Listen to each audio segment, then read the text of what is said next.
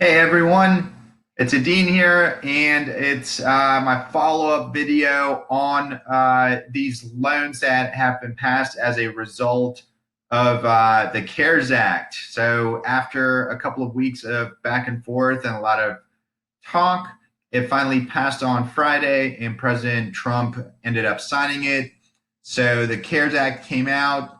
Lots of stuff in there. It was 854 pages. So as you might imagine, I had a wonderful weekend just reading legal stuff, which is not the most exciting thing. However, I got through all the important things as they relate to the business side of the law, and the portion that most people have inquired about, people care about the most, is the SBA loans and the grant portion.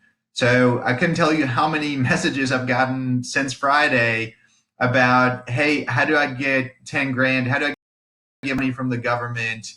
And so I'm going to talk about that. I'm going to explain to you the three programs. So my previous video, I went into them. I've gotten some more clarity about how to apply, where you got to go, how the process works all the way through, and what it means for you and your business. And again, we're going to talk about the free money that potentially is available. Lots of videos out there on YouTube, on Facebook. I've seen a bunch of them.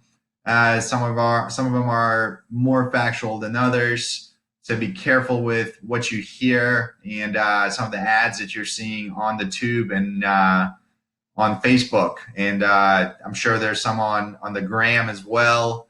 I don't really go on Instagram all that much, but social media is phenomenal. You can advertise all sorts of things without it having to be factual.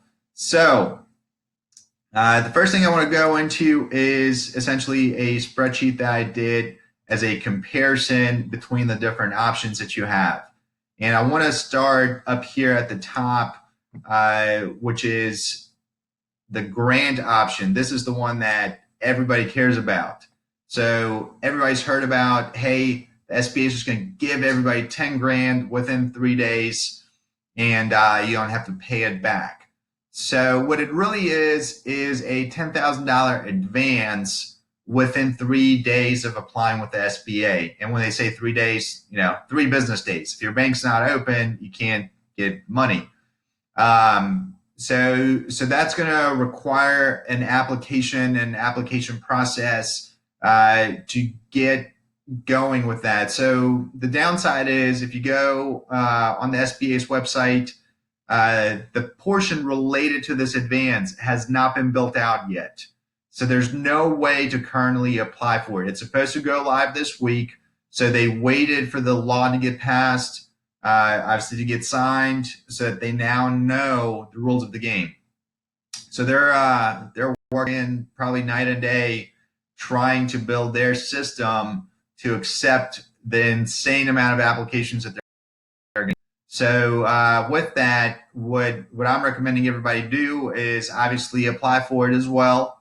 There's going to be a statement on there where you have to basically say that, and under penalties of perjury, that you need this money. And none of us know what's going to happen tomorrow. None of us know what's going to happen next week. So we kind of all need this money. So you try to get your 10 grand, and again, initially it's an advance of the SBA loan. So what happens with that is you also have to apply for the economic injury disaster loans. We've heard that in the news.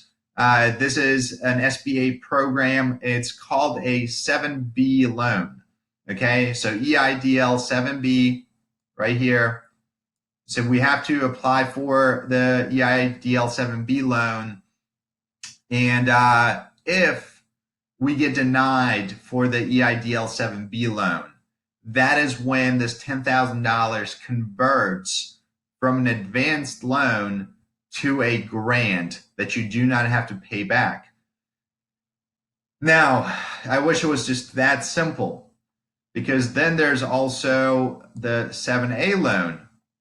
And if you happen to also apply for the 7A loan, it gets tricky because the 7A loan includes the forgivable portion. So there's the second piece. I've been getting messages about, hey, how do I get my free 10 grand? And two, how do I get my loans forgiven? So they are separate programs, and one affects the other. So if you get this 10 grand advance, it converts into a grant, and then you go and you apply for a 7A loan, and you get a 7A loan. A portion of that 7A loan is forgivable, but of course, the forgivable portion is going to be adjusted by this $10,000 grant. So it's a lot more complicated in terms of how all of this works together, and whether or not it's truly a grant, an advance, and whether any portion of your loan is going to be ultimately forgiven. So again, it's a matter of one, figuring out, okay, am I applying? Do I want to apply? And then step two, which of these three programs do I want to apply to? And then again, how do I use the money? How do I document everything? And then make sure that I don't get in trouble with the SBA and the government.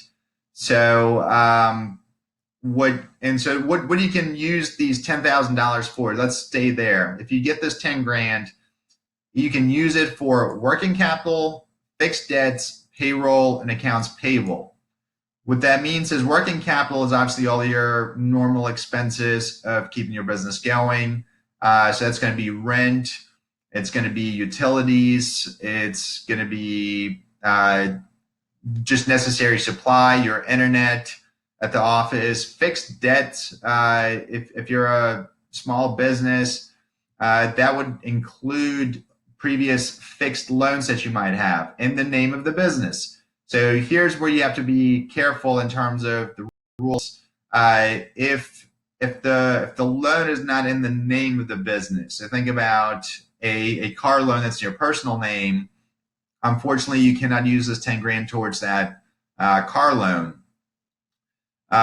So there's a lot of tricky things there. So, and the reason I bring that up is if they check and they find out that you didn't use this 10 grand for these approved purposes, then you do not get the grant option. It becomes just a loan. And so documenting, once you get the money, and the documenting where that money goes is going to be important. And I've already created a process around how to do that to make it very simple and easy to say, hey, here was the money I received, and here's how I spent it. And the other piece that's super important here, it says may not use for refinancing, expansion, or growth. So refinancing is if you already have a loan, or think about credit cards. So you're not allowed to take this 10 grand to pay off a credit card.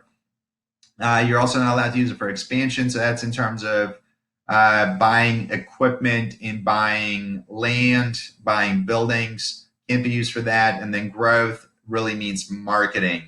So they don't want you to use this 10 grand for marketing purposes. They really want you to use it just to stay open. And this is also a lot of questions I've gotten is for independent contractors and sole proprietors. Yes, you are eligible. There's different documentation that's needed if you are a sole proprietor. So just know that that's the deal with that. Let me move this over here. I'm going to expand this a little bit. All right, so I'm going to stay in the middle here.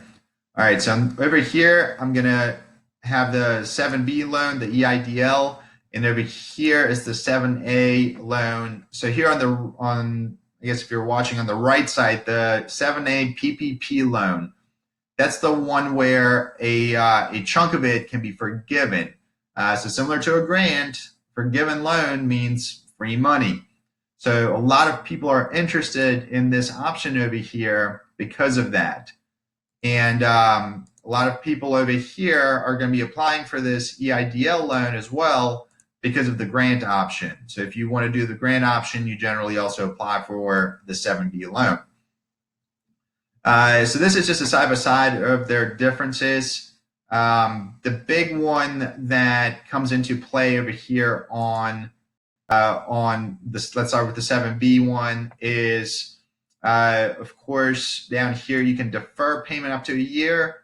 However, there's no loan forgiveness at all. Okay, so that's a big deal. The other piece is this one's not going to get funded for about 3 weeks. So if you're in a really big cash crunch, again, the 10 grand advance is what you need right away. That's going to be the quickest thing you're going to get. And then if you get approved for EIDL 7B loan, that 10 grand is going to roll into that. On the flip side, the 7A loan, the PPP loan, there's some bigger requirements, and the part that everybody's asking about is in terms of how much of a loan can I get over here, and it's up to 2.5 times your average monthly payroll in the previous 12 months. Okay, so what that means is if you've only been around for 3, 4, 5, 6, 7 months, there's a different formula that has to be used. And I'll go over that in a second. But then your average monthly payroll expenses over the previous 12 months times 2.5 is what your loan amount can be. And I'll go through, I got a couple more tabs down here. I'll go through an actual example of how the PPP loans work, as well as how it's forgiven if it applies to you. So both of these loans are phenomenal options. I didn't point this out, but the interest rates are 3.75 and 4%, which is stupid cheap for small businesses. Again, don't get carried away with it's a loan. I don't want a loan. You will never get funding this cheap again for your business. And again, step one is this part right here, the grant. Let's try to get the grant. But if we don't get the grant because we get the loan, it's okay, because there's ways to work through both of them to get really good benefits. And so, again, both of them are meant to be mainly used for payroll. Again, the biggest fear right now is people are getting laid off, businesses are stopping. And so the government wants all of us to keep paying people so that once we're through our quarantine and once we get back to normal life, everybody's still employed. It's not going to be as big of an economic shock. And so if we can keep paying, the government's willing to help us out vis-a-vis these programs. So yeah, that's the general overview. And again, keep in mind that independent contractors, sole proprietors are eligible. The way they apply, the documentation that they provide, and how some of this stuff is calculated is a little different for sole proprietors. So let's go into the EIDL 7B program, so I can kind of go over that real quick, and I've already explained some of it. So the SBA may approve these based solely on the applicant's credit score without tax return verification. So again, they're trying to give money to people and small businesses as quickly as possible. They're trying to cut down the red tape and really get money circulating in the economy. Again, you're going to self-certify under penalties of perjury that you need this money, and that's pretty much vital to your business.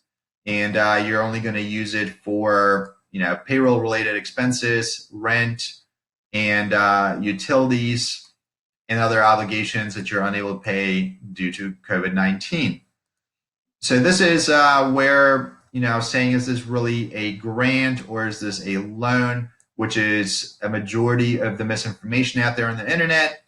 And in terms of repayment, so this comes straight out of the CARES Act. I literally copy pasted this, and it is saying that an applicant shall not be required to repay any amount of an advance. So it's the $10,000 advance, even if subsequently denied a loan under Section 7B. So 7B is the Economic Injury Disaster Loan with the SBA. So once you apply for the grant, you are more than likely going to apply for the 7B loan. You can apply for both the 7B loan and the 7A loan. You can definitely do it. You have to, when you go to apply for 7A, you have to let them know that you also applied for 7B, again, because of how these things roll into each other. And so it's super important to keep track of what the money's coming from and where it's going, so that you get the maximum benefit. So all this is saying is if you get the advance and then your loan application is in processing and they come back and they say, hey, sorry, we're not going to approve your 7B loan, then this turns into a grant and you don't have to repay it. So a very important nuance with this 10 grand advance. Now, unemployment grant. So this right here now refers not to unemployment benefits, not unemployment insurance. This is the 7A loan. So if an applicant that receives an advance under this subsection transfers into or is approved for the loan program under Section 7A. So that's the payroll protection program, okay? So if you receive the advance and transfer into or is approved for the PPP program, 7A, then the advance amount shall be reduced from the loan forgiveness amount. Okay, so 7A is the one where your portion of payroll and rents and so forth can be forgiven. If you take the grant up front, so we apply for the grant this week, you get your 10 grand, and you go and you apply for 7A, you get 7A, and now you want a portion of 7A to be forgiven, this $10,000 grant is actually going to be forgiven dollar for dollar. So the total amount that you can get either through the grant or forgiven free money, the total amount of free money is going to be still limited by the rules of the 7A calculations. So that's what we really want to look at. And again, see how they interact with each other and how this is going to play out. So keep this in mind, whether you're applying yourself, you hire somebody to apply. I know I'm doing it for some of my clients. I already have about 6 or 7 that have told me that they want me to apply for them. So we're getting all the documentation ready. As soon as the SBA lets us do the application for the advance, we're going to be ready to go, and we're just going to do file drops. So I've moved on now in terms of this to the PPP portion, which is, again, the 7A program, the Forgivable Loan Program, whatever you want to call it. There's a lot of confusion about the terminology. Just keep that in mind. So the 7A is a little limited in terms of how much you can get. And the reason is, again, a big chunk of it is going to be forgiven. So it's basically the average monthly payroll over a 12-month period prior to receiving the loan. Okay, so you're going to apply, and then it's going to take probably from 3 to 15 days to actually get an approval, because all the lenders are going to be so overwhelmed. So if you're trying to get your average up, and if you have the funding, you could potentially, pay extra payroll in the next couple of weeks to kind of get your average up. But again, over 12 months, it's not really going to move the needle. So you take your average, you multiply it by 2.5. Again, here, plus remaining loan balance of any EIDL grant. So again, the $10,000 that's in advance, if you haven't repaid that, that's going to roll into this in terms of your maximum loan. and it's going to affect how the calculation is done. And then if you're in business less than 12 months, I have one client who is going to fit into this category. And luckily, this program came out because this is going to help them tremendously. But instead of doing the average of the last 12 months, it's going to be the average payroll in January of 2020 and February of 2020, multiplied by 2.5. So instead of, again, looking at a random period, it's going to be the beginning of this year before any of this started. And we're going to look at what their payroll was because that's really their normal period, and then multiply that by 2.5 to get the loan amount. And so now coming down to allowable uses. Again, super important to figure out a system to track this, because you're going to have to submit documentation in order to have the loan forgiven. So allowable uses are payroll, group health benefits, including group health insurance. If you don't have group health insurance, your personal health insurance will not count as far as I know. Again, as they release regulations, they may include your personal health insurance, or if you have your family's plan through the Obamacare exchange, it may end up being a part of it. I doubt it. Interest on commercial mortgages. So if you purchased your business building and you have a mortgage on it, the interest portion of that payment can be paid through the 7A loan. Most of us have a rent agreement, so we can use this money to pay the rent and utilities, and I should have put in here, any fixed acquired prior to 2/15/2020.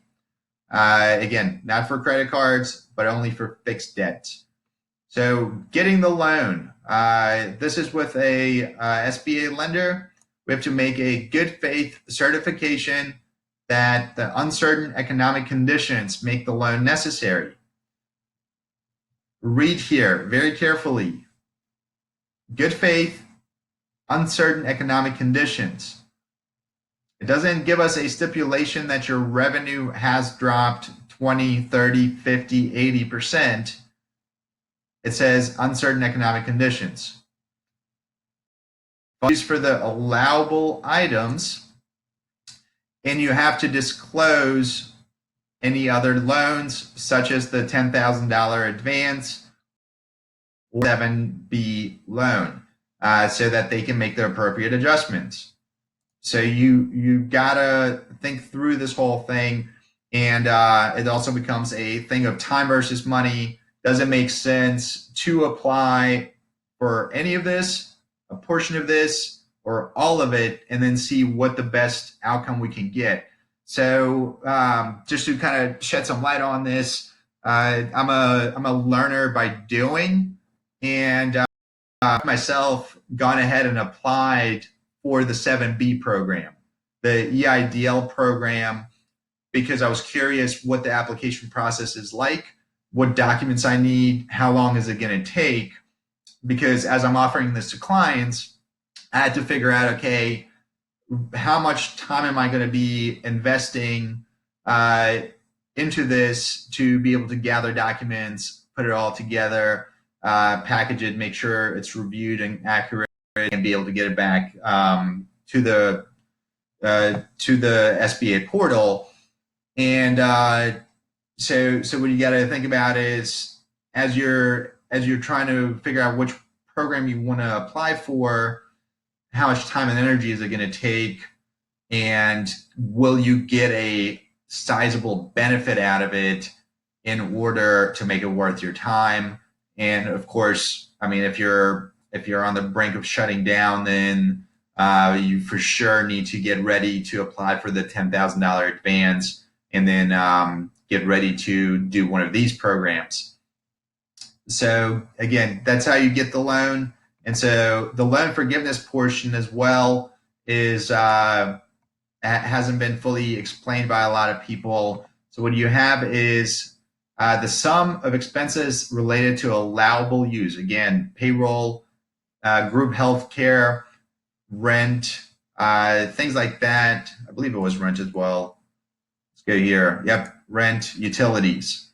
So the sum of those in the 8-week period after the commencement of the loan. So once you get your loan, the clock starts ticking. The 8-week period thereafter is when, again, you got to document that all your expenses are allowable expenses as it relates to the loan forgiveness program. Now, where a lot of people are confused is your loan amount that you're going to get is 2.5 times average payroll. However, in here, you're allowed to use the loan proceeds for other things such as rent and utilities. And what I'm afraid of people are going to get in trouble with is they're going to use it for rent and utilities, which is not how we got the loan to begin with. We got the loan to begin with based off of payroll. So we want to make sure that we are allocating our expenses correctly to maximize the forgiven portion. And again, keeping track of it, and I guess the other part with that is, so the total of both your payroll and your rent is not what's going to be forgiven. It's 2.5 times your average payroll expenses. And then there's also a reduction potential if you reduced the number of employees over the past year. And there's some quirky math that goes on with that. And then there's, of course, exemptions if you rehire somebody that you laid off as a result of COVID-19. So again, the true math and exactly what's going to happen is a lot more complicated than what you're seeing on a lot of these videos that are circulating in a lot of the articles that are out there on the internet. And so for a simple example, if your average payroll from April 1, 2019 through March 31, 2020, if your average payroll is 10 grand a month, the maximum loan that you can get is $25,000. Okay? So 2.5 times the average, you get 25. If the loan is effective April 1, 2020, what you can do then is you got to obviously keep track of your expenses from April 1, 2020 through essentially May 31st. That's an 8-week period. And if, let's say, your payroll's 20 grand, your rent's 3, and your utilities are 600, that means your total is 23,600. Assuming all your employees were retained, then the full 23,600 in allowable expenses ends up being forgiven off the loan. That means your $25,000 loan now became a $1,400 loan, which is very powerful. Again, so this is where you got to understand how this math works. And also when you're comparing the EIDL loan, B loan to this PPP 7A loan, how it all comes together, and where it's going to be crucial to get your documentation in order ASAP to be able to apply as soon as possible. There's a finite amount of money in these loan programs, so the longer you wait, the lower your chances are going to be to get anything out of it. So if the full 23,600 is forgiven in this case, what happens is at a 30% federal and state tax rate, to have been able to go out of pocket and pay these expenses without essentially this loan that's forgiven, without this grant, you would have had to earn $33,714 in profits.